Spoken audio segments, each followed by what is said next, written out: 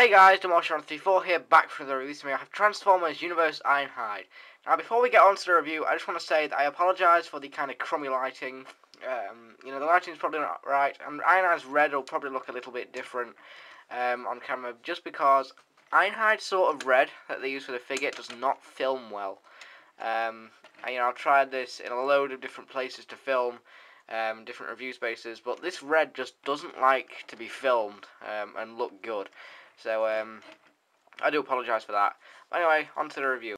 In my opinion, this is a very, very nice upgrade to Generation 1 Ironhide. Obviously, G1 Ironhide, the figure, didn't have a head. This one's got a head, thank God, so, that's a plus. But overall, it is a nice figure. It's got a hell of a lot of panel lines. That's why this figure has been subject to a lot of hatred among the fandom.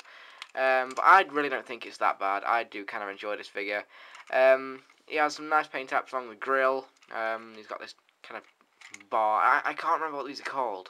I can't remember what they're called. One thing I do not like about this figure is the fact that he's got clear translucent windows here, and now they are painted blue. Someone should really take this blue off Hasbro. It's a horrible colour. I mean, they used it in the All-Spark Power line. Here he's on salvage. He's got some around there. But it's just the All-Spark blue that looks terrible. On the back here, he's actually got clear windows now. This was translucent blue. These are just clear. Clear translucent on his back. I think it is anyway. I haven't really got my glasses on. I can't really see it very well.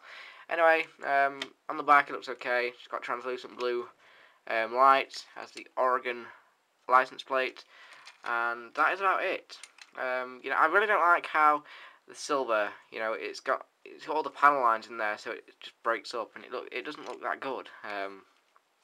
The paint apps don't really look that good because of all the panels on him. But overall, I really do think the figure is a nice figure. To transform Ironhide, what we're going to do is we're actually going to come around here. We're going to remove his weapon from under here. He does have weapon storage. I forgot to show that off. We just have a weapon storage, and here's his weapon. It's a Gatling gun. That was a blade. Then what we're going to do is we're going to grab this piece from under here, lift it up, and just get it out of the way. Like that. Fold that piece under.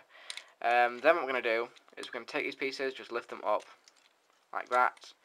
Then we're going to unpeg this piece, fold out the feet, and we're just going to rotate this around like that. Then we're going to fold that in, push that up. There's his leg. Then we're going to do the same again. Rotate this around, fold out the feet, and just rotate his leg out. Like that. And there are his legs. A lot of people have been saying that they've had problems transforming this guy, and I really do enjoy transforming him. Really can't see what people are bitching about. But anyway, then what we're going to do, I'm going to pull out the arms, like so.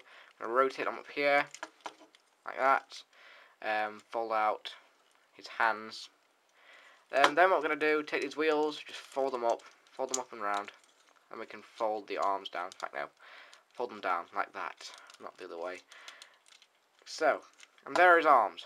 And then what's kind of cool about this part of the transformation, you're going to push this bumper underneath, and then you can see that little, it's got a lot of mechs in there, and the Autobot symbol just pops up in there. So I really like how that transforms. Shows off a bit more mechanics in there. Then what we're going to do, we're going to take this piece, going to fold it up, like that, there's his crotch. Then we're just going to fold this down, and try and just angle this up. And there is Ironhide in his robot mode. Now this is what people have mainly been bitching about, the fact that Ironhide is constantly looking down. It doesn't really bother me that much. It's just, why couldn't have Hasbro just given the head a ball joint so he can look up? Might have gone down a bit better. Sorry again if my lighting's going off. It's camera's kind of crap. But I do think the robot mode looks cool. He does have some kibble on the back. There's really nothing you can do about that, really. He is a fairly neat little figure, though. I do like him. As for this weapon, you can put it into his hand and do like the weapon. Ironhide would usually swap his hand out for a weapon in the show, so he's got that. You can do it either way. I like to use the blade because when you put it in with the blade going in, it just, I don't know, it doesn't feel right. Like it's going to break. But the robot mode isn't too bad. In terms of articulation, the arms can rotate 360, bend here at the elbow, and they can also bend like that as well. We can actually got another joint here at the shoulder, so that's kind of cool. Head can rotate left and right, but he's kind of hindered, and it doesn't have a ball joint, so he can't look up. He has a joint here, kind of a swivel joint here. Bend at the knee, and the feet are on a ball joint. So he does have some nice posability there, and the waist can swivel. Overall, I think this figure is actually kind of cool. It's very underrated, so I do recommend a purchase of it. If you can afford the Henkei one, though, I'd probably go for the Henkei. But anyway, that was my review. Hope you enjoyed it, and I will see you guys whenever.